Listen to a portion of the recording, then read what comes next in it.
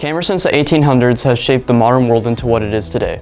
Cameras are everywhere around us, whether it's one of these cameras or a camera that's on your cell phone. But today I'm going to show you how you can use those to make your photos look more interesting. Step 1. Rule of thirds.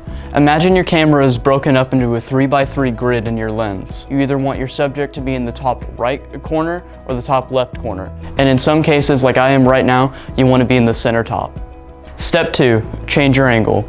When you're out in the field taking photos, you never want to take a photo from where you're at right here. You always want to either get down or up top with a worm's eye view or a bird's eye view, as they call it with professionals. Taking a photo from your standstill height is never interesting, so change up your camera shot.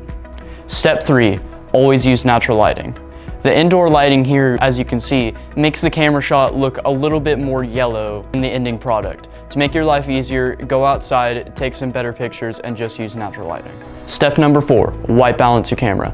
As you can see, white balance makes your camera shots go from this to this.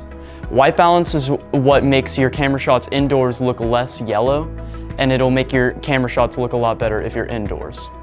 Step number 5, use natural framing.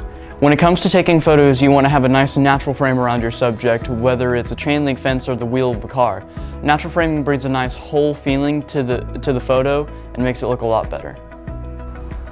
If you use these 5 easy steps, you're sure to make your photos look 10 times better.